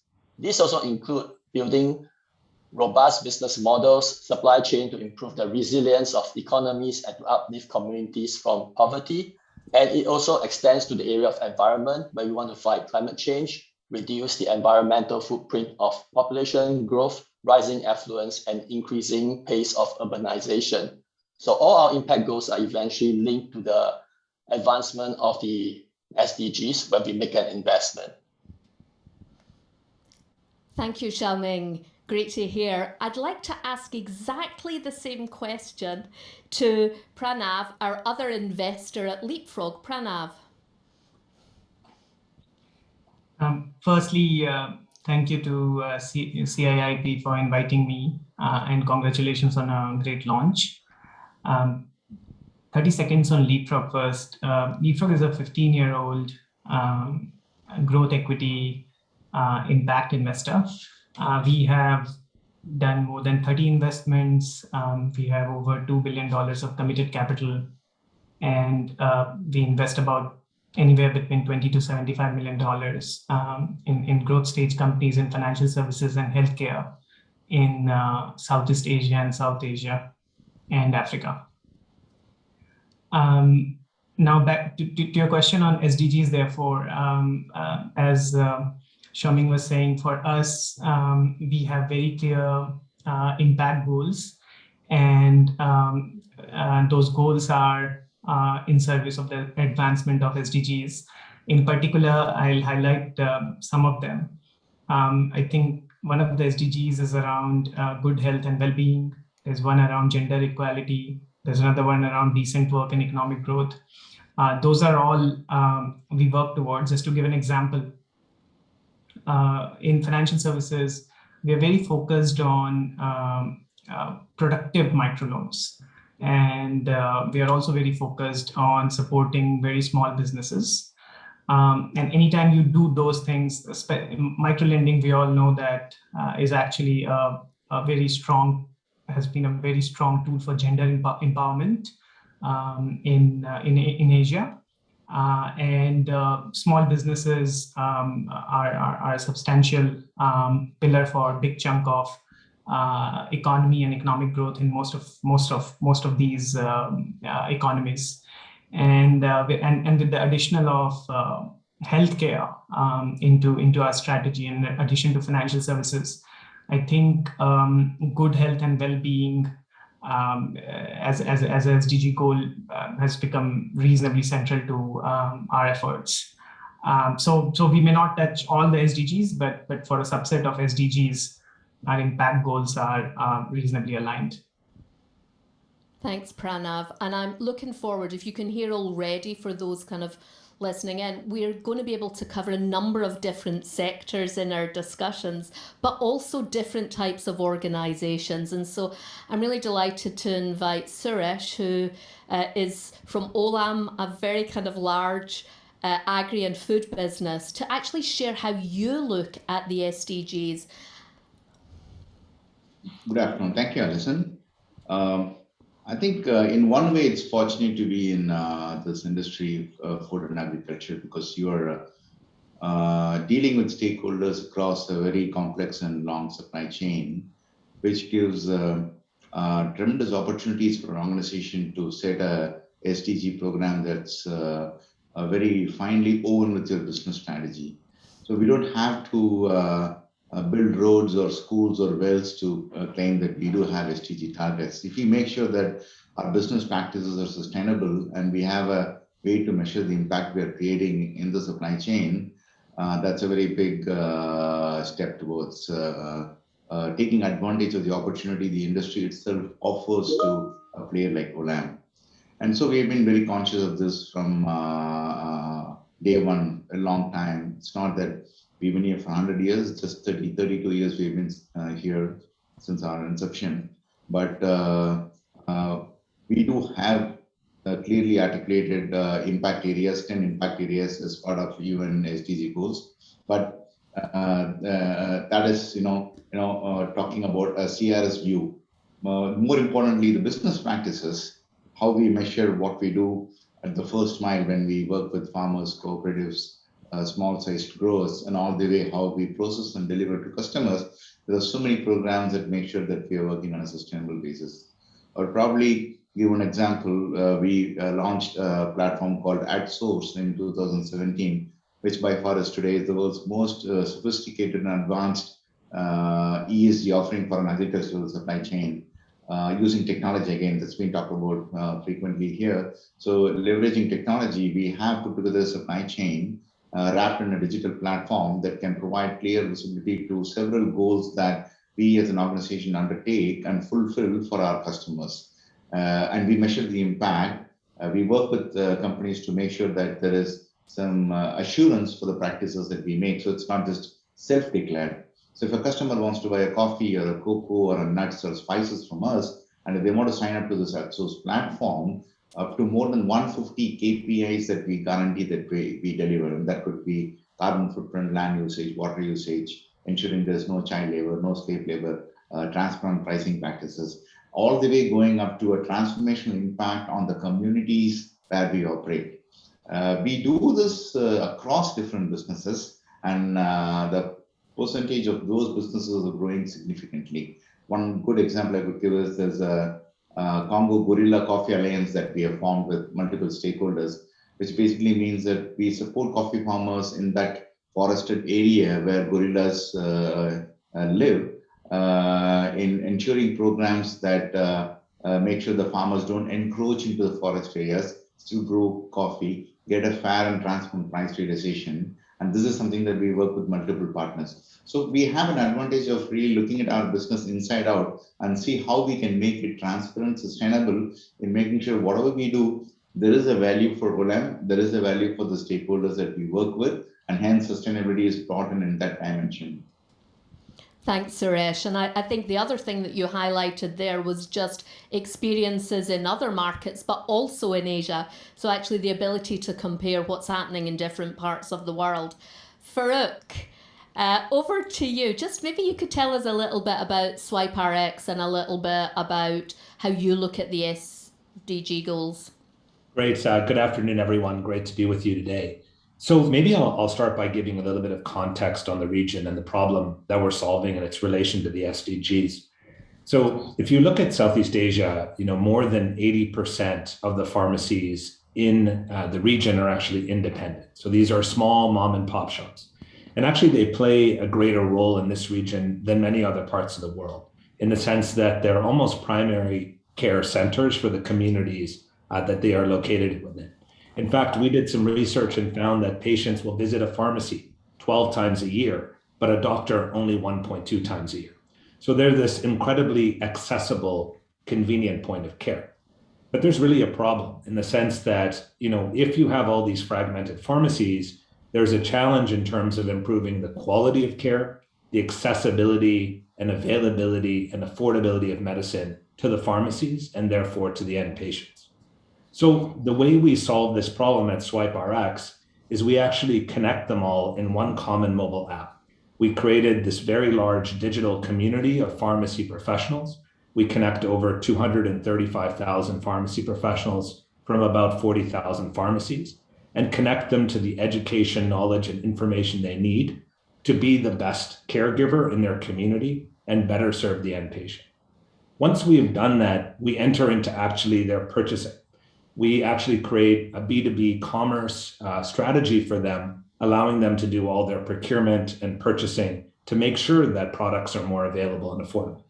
So effectively what we've done is we've taken this very disparate, fragmented, but very critical public health channel.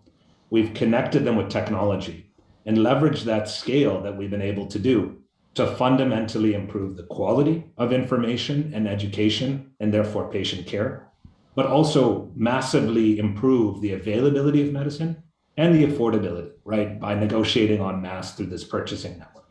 And so here is an example of a market-based mechanism that is actually driving clear public health outcomes. And I think Suresh alluded this to as well, which is that, for us, it's not a choice to do impact or not. Business and impact for us are inextricably linked. And as a public health person myself by background, to me, that was really the key, which is how do you actually intertwine it so that it isn't a choice and that the bigger you are as a business, the better patients do.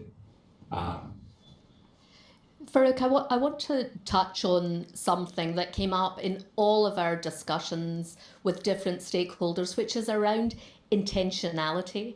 And obviously, as a business that has been started in recent years, we'd like to hear a little bit about intention and where you started, where that intentionality came from. Yeah, it's a good question. So I think, it comes down to a little bit of background and what I saw before I started this, right? And I think, when I was 17 and a very idealistic kid, I started a charity actually, and it was called Borderless World Volunteers. It still runs to this day. And the problem with that is that while it had a very good objective and aim, we were very limited in terms of its model. It being a nonprofit, we were essentially hands out every year, waiting for sort of funding or donations in order to run our business. And so that to me was not the model that I thought could really scale. I think there is certainly a place for organizations like that, but I think to really accomplish the impact and not be limited, you really needed to kind of create a business that was sort of intertwined. The second kind of theme that I kept noticing in the public health world, and I did a lot of work for the World Health Organization, for the Centers for Disease Control, I did a lot of work with development finance institutions and the like, is this constant pilotitis problem, right? Which is, so many of these sort of programs or digital health interventions end up as pilots. And, once the donor funding dries up, then the efficacy or the outcome is not achieved. And I think that's very, very hard to actually create at scale. So the intentionality behind SwiperX was, how could you create a business where, the business model was actually impact in and of itself? So for example, we earn revenue by educating pharmacists. We earn revenue by actually reducing the price of medicine. We earn revenue by actually accessing more and more pharmacies. So in a sense, it is very hard to build a business like that.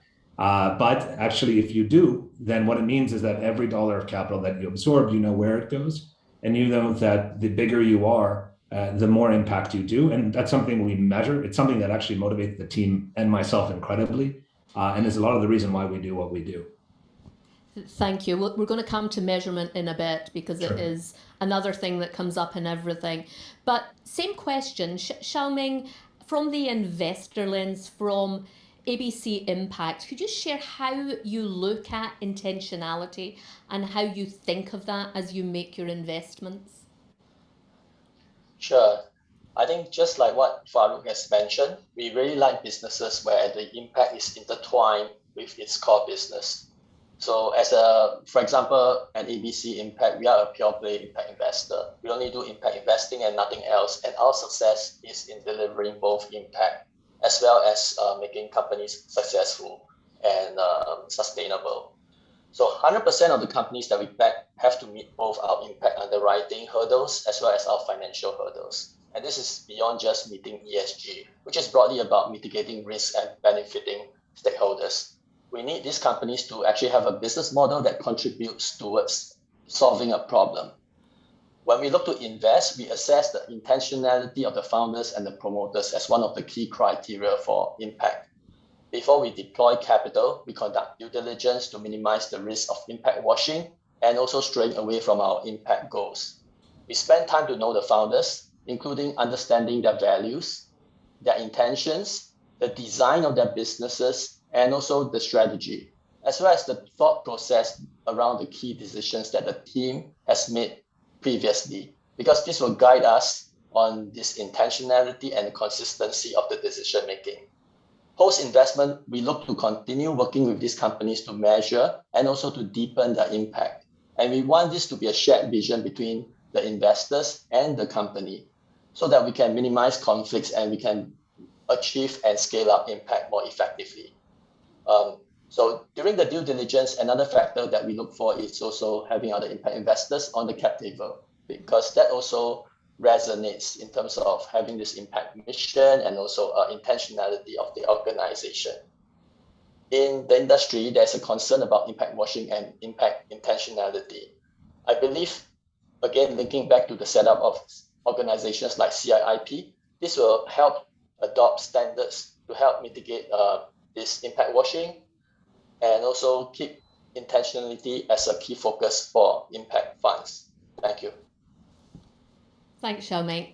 I'm going to move to Suresh, and I'm going to ask Suresh a little bit. Another thing that came up a lot and that we've seen is the scalability and using technology, using different ways to solve problems that have been there for a long time to create new commercial value models. And I know that kind of within your role, Suresh, you've been thinking a lot about this. You've already shared some things, but maybe you could share a little bit more in terms of how ventures and how your specific part of the business fits within Olam. Yeah, listen, thank you for asking that. I think Olam Ventures, our idea actually was born out of our experiments with technology that started 5 years back. So 2017, 2016, we worked on creating small little interventions using technology in the supply chain. First mile, last mile, as we call first mile being close to farmers, last mile are large consumers in Europe and US, the food manufacturers and the brands.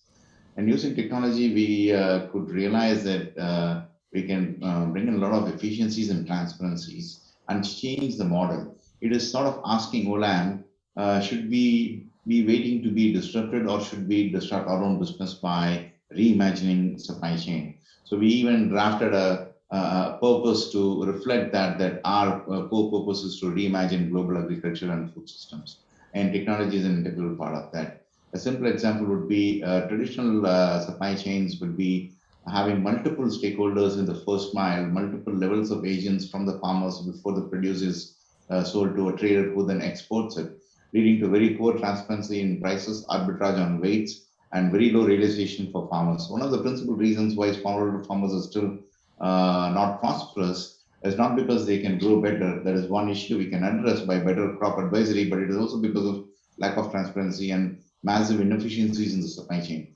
Technology allows us to disintermediate and directly access farmers, get to know farmers directly better and scale. So little experiments that we were doing in technology led us to believe that if we combine what we have done using technology with Olam's core capabilities and assets that we have developed over 30 years, does it give us opportunity to incubate new ventures, but with a purpose? Can we have ventures which are profit with purpose, with two critical dimensions? One is technology, one is having sustainability-based outcome that we want to have. And it started with our experiments on what we did with Olam's farmers, an app called Olam Direct, which was directly buying from farmers. And we launched that in South Sulawesi in Indonesia, cutting 3 levels of middlemen. And farmers were totally taken aback and excited that how the prospect of directly selling to a large international exporter, getting visibility on market prices, getting paid immediately and on fair basis was a revolution and a huge opportunity for us. So we took that, a similar idea, changed that, made it more holistic, and launched Jiva in Indonesia. Now it's 2 years we have launched Jiva. It's running very successfully. Again, started with South Sulawesi. It's now in East Java. It's providing 4 services: crop advisory to farmers, selling inputs to farmers, providing financing at affordable rates. Market rate for 30% per annum. We provide at less than 10% per annum interest rates to farmers. And then buying the offtake that the farmer produces.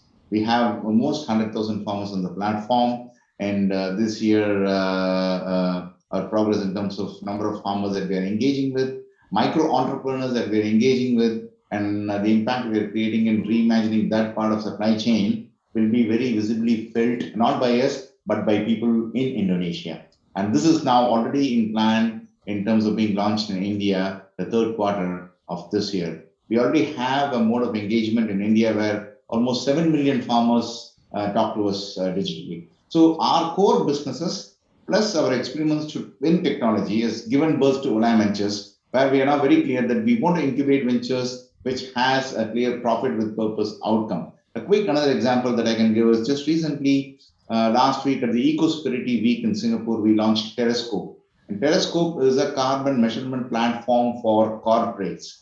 This also was born out of the noises and frictions Olam faced in measuring our carbon footprint.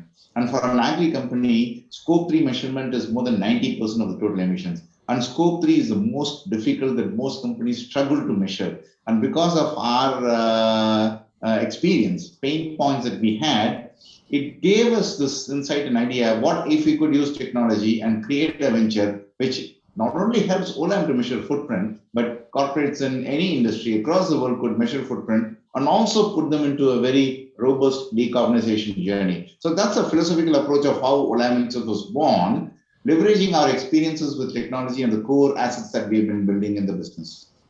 Great, thank you. Some kind of fantastic examples there. Pranav, I know that at Leapfrog you have some different ways of looking at things, and you invest in both larger scale companies and smaller scale companies. I'd love to hear a little bit about how you think of intentionality as part of those investments, and then maybe say a little bit about measurement, because measurement is another thing. I think a number of you have mentioned greenwashing, impact washing. Maybe say a little bit about measurement also. So for us, in terms of intentionality, so the key point actually Xiaoming and Farooq captured very beautifully. But I'll try to give it a bit more color and some examples. So I personally work mostly in financial services, and for any investment, social impact is a gate. It's a go no go sort of decision for us. So it needs to be, to use Farooq's word, intertwined with the core strategy of the company, of the target investment. Meaning they are targeting what we call emerging consumers, let's say low-income consumers, with some essential services. In our case, it could be, small insurance, savings, credit products, or healthcare products. So that should be the target for the company, and the mindset of the founder and rest of the cap table and shareholder is also important, right? So that's a no go for us. Once that is yes, and we are comfortable with that, I think on the commercial side we are definitely looking for commercial returns, and Suresh used profit with purpose a couple of times. It's very much Leapfrog's motto, and our founder came up with this tag many years ago. It's very core to us, and therefore on the commercial side we are looking for what I guess everyone looks for, the strong business, industry trends, longevity of growth, unit economics, ability to exit, things like that, right?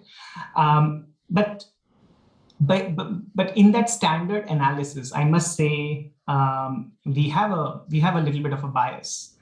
There are many ways to create value in businesses, right? There are many different type of companies with very different approach have created a lot of value. And for our audience, if I can give a very simplistic example, there is, let's say, an Amazon approach and the Apple approach. Apple approach is a very premium product for affluent customers, etc. Amazon approach is a much more mass market, targeting a much larger customer base and trying to make things as cheap as possible over time with relentless innovation, right? And our bias is, if anything, a little bit more on the Amazon side of things, because what we are trying to do here is to serve a large number of low-income customers. And that is, to your metric question, that's one of our top metrics, to be able to serve large number of low-income customers with essential services. So it could be essential financial services, let's say credit or insurance and diagnostics, etc.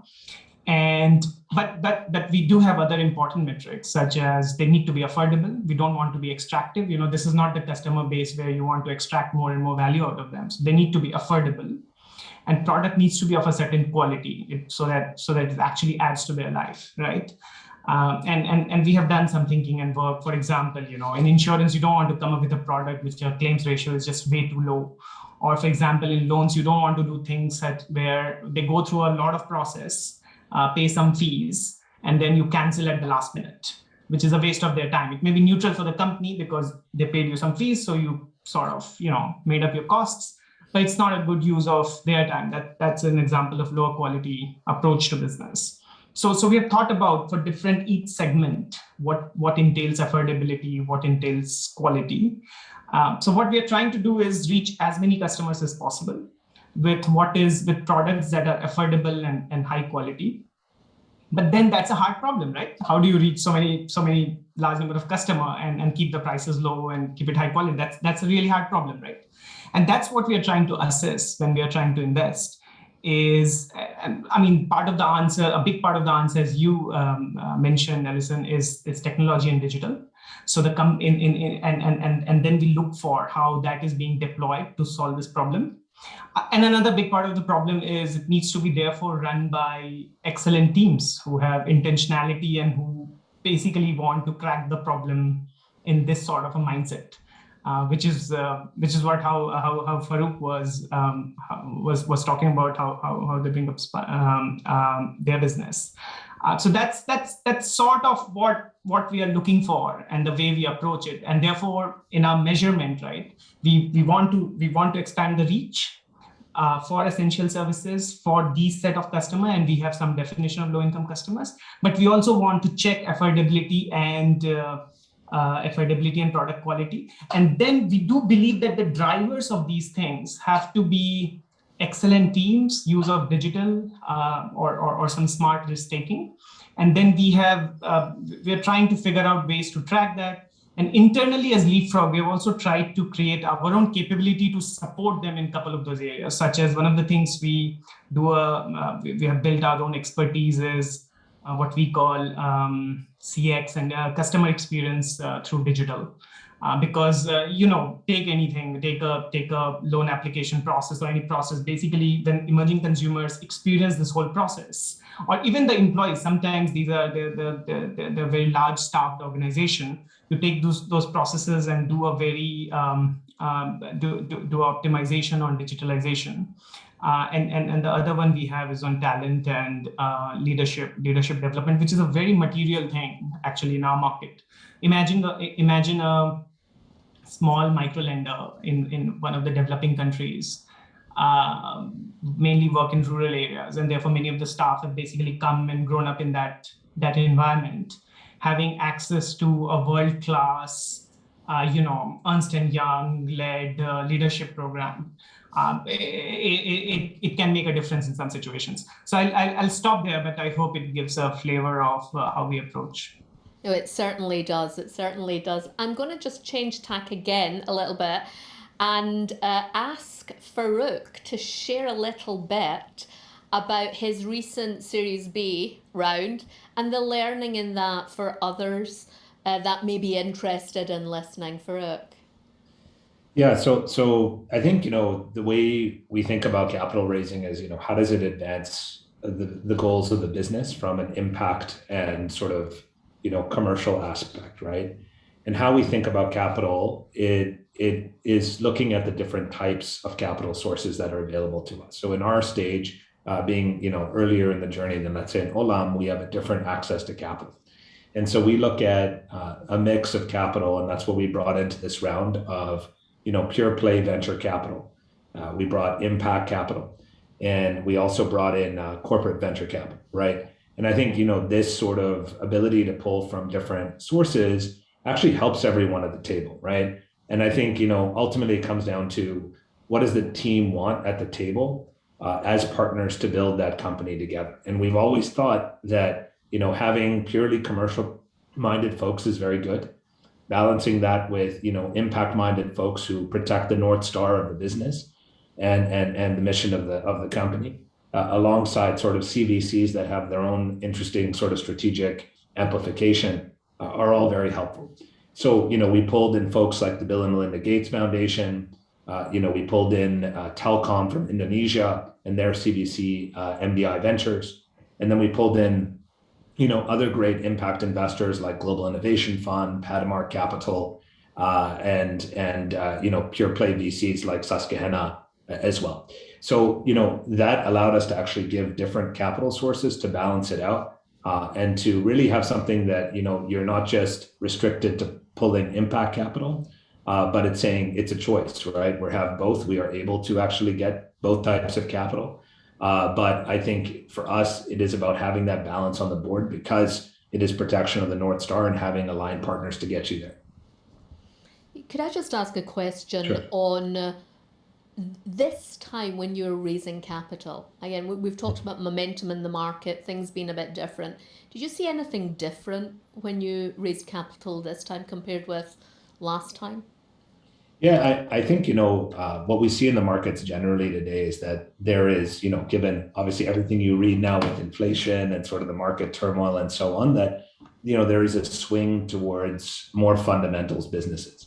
And that's actually been very favorable for us, right? So I think, from conversations with VCs and other investors, there's less appreciation for negative unit economic, fast burning consumer plays, quick commerce, and getting your potato chips in 15 minutes and whatever these things are. And there's kind of a swing towards fundamentals, which are, do you have a real business? Are you solving a real problem? Healthcare naturally is somewhat of a recession-proof area. And, are you really kind of working towards clarity in business, clarity in unit economics? And that is actually, very good. So I would say generally, it was befuddling to us in the last 2 years to see some of the stuff that got funded. And I think, now we're seeing funding move into more, sensible areas that actually have real impact on people. And that's generally a good thing, right? And so, while getting your potato chips in 15 minutes is somebody's great goal, I think getting medicine in that time frame is probably more important, right? So that's just my own view, as you can tell. So yeah, back to you. Thank you. And one of the other things I think is we have this discussion and it comes up again and again, really importantly, is around greenwashing and around impact washing, because nobody wants or needs that. And obviously we've seen things in the press in kind of recent days. But Xiaoming, given that ABC Impact is focused on impact investing, can you share with us how you make sure and protect against impact washing and greenwashing? Right, thanks. So again, I think on the topic of impact washing and greenwashing, I think one of the key points that we focus on is the people behind the organization. How do they make the decisions? What is the true north? And how are they likely to react when they have to make major strategic choices? So I think that's a key part of our focus when it comes to our diligence. And I think secondly, we look at the entire business model. We like businesses where the impact is intertwined with the core business. Impact shouldn't be like a CSR, an afterthought, or some philanthropic activity where the core business is actually making money from a non-impact area. I think this is something that we generally do not like. And I think we're also looking for alignment in terms of the other shareholders, because as growth investors, we usually have a small stake in a company and we work alongside other shareholders. We want this alignment to achieve both financial success as well as impact success for the company. And having this resonate through different levels of the organization is really important for us. And on that, I mean, as you move forward and as you kind of exit more of your investments and as you think of long-term measurement of impact, what are the things that are good in Asia and things that are a real challenge in terms of data and measurement? Could you share some of that with us? Right. So I would say that I think generally as a broad question around measurement, and to borrow what Suresh and Farouk has mentioned, and also I think that Pranav, this point about profit with purpose, right? Profit to us is easy to measure, but for us, impact must be evidence-based. So eventually we need to be able to track and measure impact KPIs, just like we measure business and financial KPIs, because only with this tracking, we can continuously improve the impact that the company is delivering to the society or to the environment. So in the area of, in Asia, I think one of the challenges we face is how do we actually baseline the data? Because we find that many of the data that's produced in the literature out there is based on developed market models, whereas there's a lack of access to data sets in Asia and also lack of research into problems that Asia faces. So I think this is an area that, I hope the industry will continue to build on and strengthen and also share the findings. Thank you. I'm just going to see, because I think we're asking if anyone has questions. I'm just going to turn and see if we've got any questions coming in for you. So just bear with me a second. I do have some questions. So I have for Suresh. Suresh, as a company, how can we assess and identify what specific social and environmental measures we should look at or track? It's almost like the perfect question coming after Xiaoming.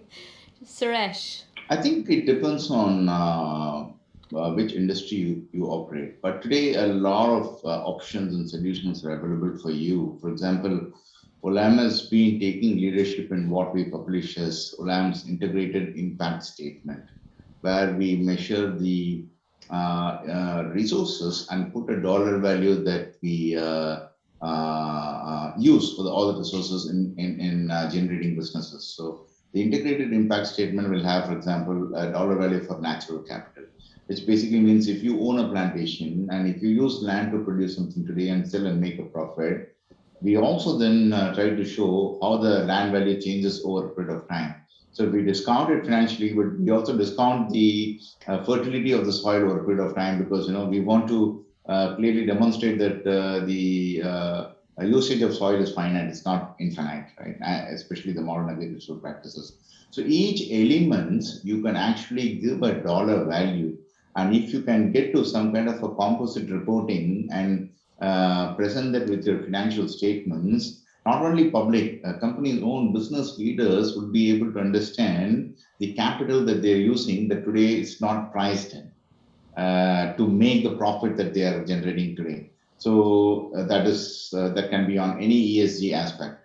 So Olam's Integrated Impact Statement is really something that can help, and we were the founders for Accounting for Sustainability, which is part of this movement. So if you account for sustainability, there is obviously a focus because after many decades of focusing on value creation, we have trained business leaders and being very comfortable with concepts on EVA, return on invested capital, and everything else. But now it is time to move away and also embrace the dollar value for ESG capital a company is consuming. And this can be done for any industry. I think that's a good starting point. That would be my honest feedback on this. Thank you. Thank you. A question for Xiaoming and Pranav.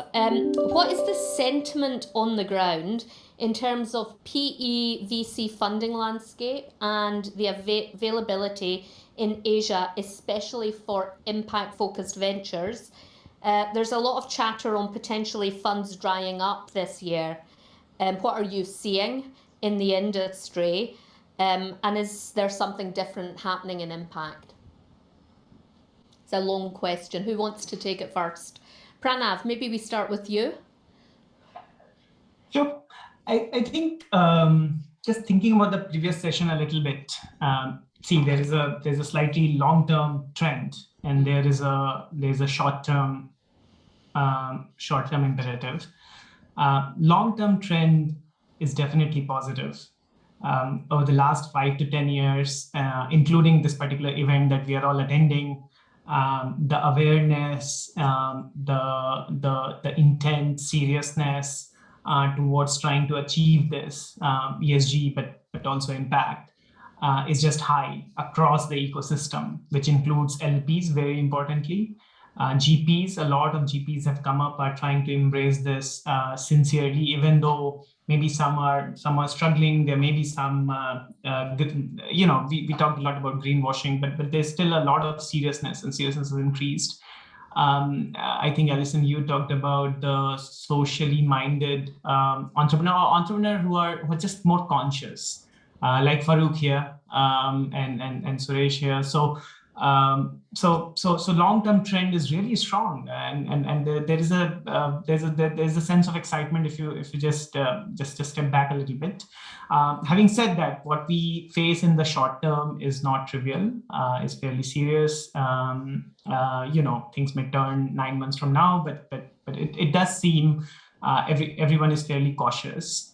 That's the way the math works, right? LPs have a certain AUM, and certain percentage of that AUM they allocate to Ps and VCs, and the whole AUM shrinks because the whole public market is shrinking, and therefore there is less to allocate, and therefore the VCs and Ps are a bit cautious with their own funding, and therefore scrutiny is higher. Farooq was saying, you can't get away with poor unit economics. There's a lot more discipline, etc.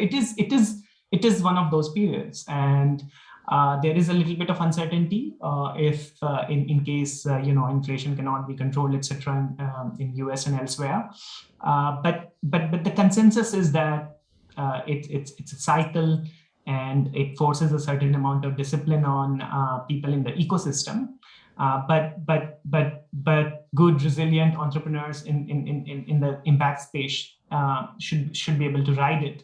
And I do think that over a slightly longer cycle, even if I take 3 years and definitely over a 5-year, I think it's a very strong positive trend, and the ecosystem should do quite well. Thank you. Xiaoming?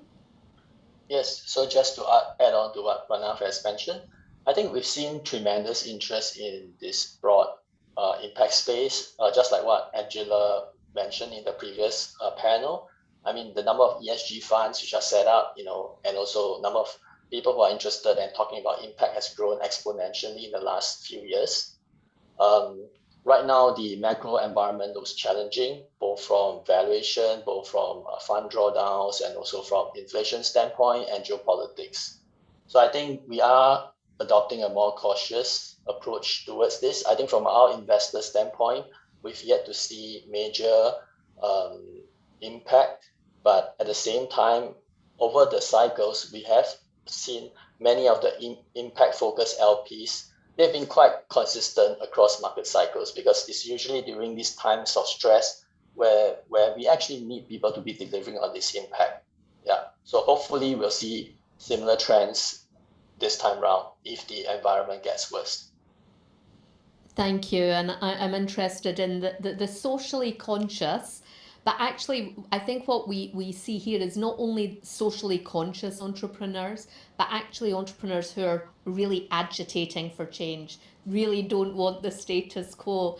And on that, Farooq, there is a question also for you, which is, why do so many impact ventures have issues in scaling, and how do you overcome this? Yeah, it's a great question, and I think particularly applicable to healthcare, right? So I don't know, consider us supremely optimistic or crazy, but we said, look, to do healthcare in one country is hard enough. How do we do it in 7, right? And that's what we did. And I think doing that and then scaling a business and then running operations in a very regulated market was certainly sort of a very big summit to climb. But the way we kind of approached the problem was that, look, it comes down to pattern recognition, right? And it comes down to a team that is able to understand what those patterns are and build essentially a rollout playbook.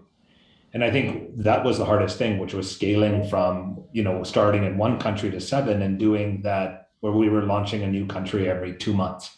And I think that was probably one of the most exciting periods of the company's life, which was that, we literally had a playbook. We would hire these kind of drop teams, roll them in, roll it out. And pretty much in every market that we went, within 6 months, we would have, a quarter of all the pharmacies on network.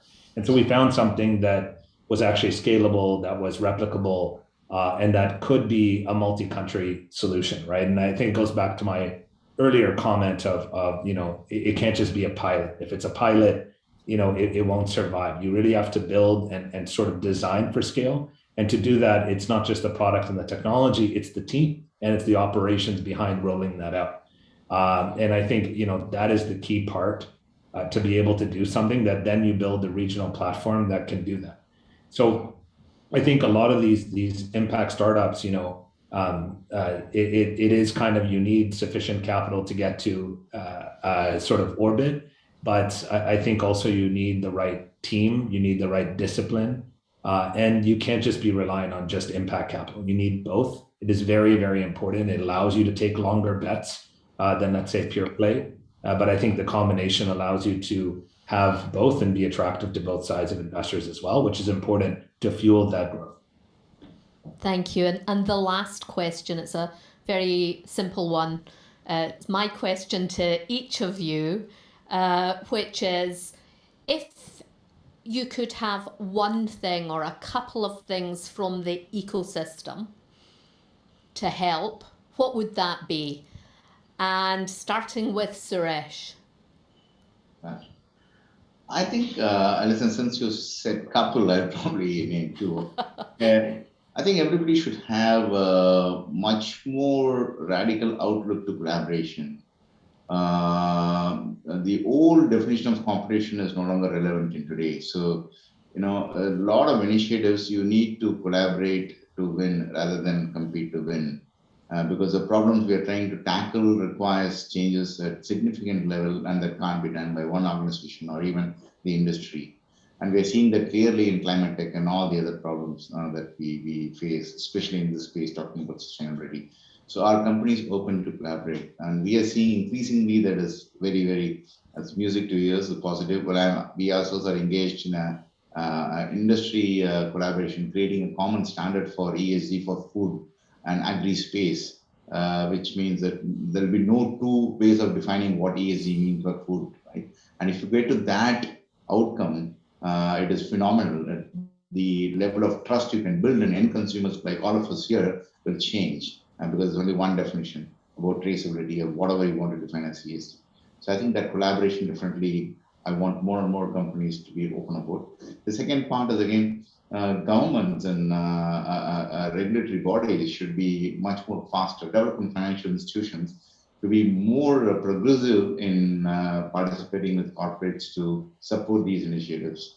There is a very aggressive agenda they have, and they've been doing some fantastic things, but the pace could be much more faster. For example, regulations in certain countries wouldn't allow Jiva to operate in the spirit that we want to, because Jiva is owned by a foreign organization, things like that. So we need to have a relook at certain operating principles that governments can help us in progressing on this. That will be my two cents on the side. Thank you. Pranav, I'm going to have to just have one, I think, but what would you like from the ecosystem? So maybe for me, it will be thinking of digital very seriously as almost a conjoined twin for impact. Because the reason we will be able to serve lots and lots of somewhat low-income customers with these services at lower cost, that reason intuitively, digital has just a big role, outsized role in being the answer to that question. And the whole ecosystem, therefore, right, has a role. Governments, for example, Suresh saying, a huge role. We have seen the UPI in India and its equivalent PIX in Brazil and so on. It's that infrastructure layer in payments has led to proliferation of startup activity, a subset of which is very impact oriented. Similarly, even things like credit bureau, having those for low income customers, but of very high quality with deeper penetration, really catalyzes a lot of entrepreneurial activity. So governments have a huge role. Folks like CIIP and many others also have a huge role in disseminating real knowledge and supporting entrepreneurs and others to take a crack at this problem. Thank you. Xiaoming? All right, I'll just add one more point, which is this point about data and research that is Asia-centric. I think there's a need for us to focus and basically shine a flashlight on the issues that are being faced in Asia, which are not apparent. As an example, we invested in a dental chain in Vietnam, Kim Dental, and during the process, we conducted a customer survey, and we realized the severe underserved oral hygiene sector in Vietnam. 1 in 2 customers of this dental chain, before stepping into this clinic, they've never visited a dentist. So this is in a city like Ho Chi Minh. So this just points to the lack of oral hygiene facilities in a country like Vietnam. And so if there are more data, there's more research, we can point or shine a light to these problems, it can attract more capital to invest in these areas and advance, whether it's healthcare, education, financial inclusion, or just climate issues. Thank you, Shyam. Thank you. And last but not least, Farooq. Yeah, so I think first, I completely agree with Xiaoming, actually, and he made a very good earlier point of the lack of baseline data. And I think this is absolutely true. If you're trying to measure impact and intervention, we need to be able to share more baseline data. And we actually are happy to do and share a lot of the data that we have, especially in the healthcare arena. But I think his point is absolutely right there. The second area, I think, is actually more mechanistic. It's around, as impact investors invest, what are the types of instruments that are now, being done, right? And sharing the knowledge around that, whether those are equity instruments, those are debt instruments, creating debt facilities, tying with it access commitments or health outcomes and measurement. A lot of work can be done. And I think particularly the center that was launched today can help sort of assist in that dissemination and that knowledge sharing between investors, right? Everyone is trying to support the same goal of driving impact in the region, whether they're investors here today or entrepreneurs. But we certainly can share a lot more just to speed everyone's learning in that area. And thank you all. It's the perfect way to end. I want to say an enormous thank you to all of you for spending the time, for sharing your experience and your insights. And clearly, as the centre launches today, some of what you've mentioned are things that the centre will kind of seek to support. And thank you again. Thank you, panelists, for your sharing, and thank you, Alison. May we invite all panelists and Alison to pose for a group photo, please, on the count 2, 3. 1, 2, 3. Thank you, everyone. Thank you. Thank you. Thanks, everyone. Thanks.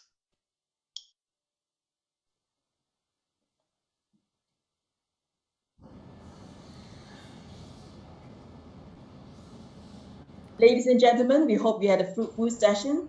We would now like to invite Ms. Dawn Chan, CEO of SIP, to deliver the closing remarks. Dawn, please. Thank you all for joining us today for the launch of the Centre for Impact Investing and Practices. We're really grateful to our panelists and speakers who have generally shared their thoughts and their insights with us today. We hear the panelists and what they think the ecosystem needs, and we hope that SIP will be able to contribute to the discussion.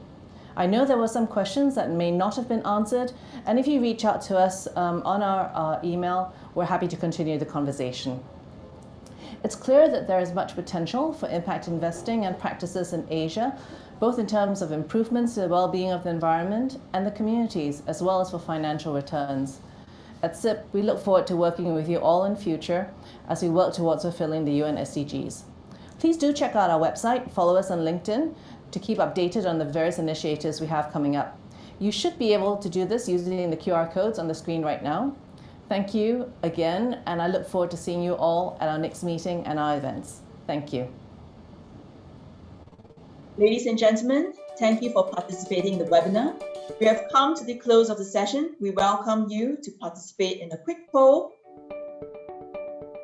to let us know how we fared in delivering the session. Please also check out our newly launched website and follow SIP on LinkedIn for the latest updates. Thank you and have a pleasant evening.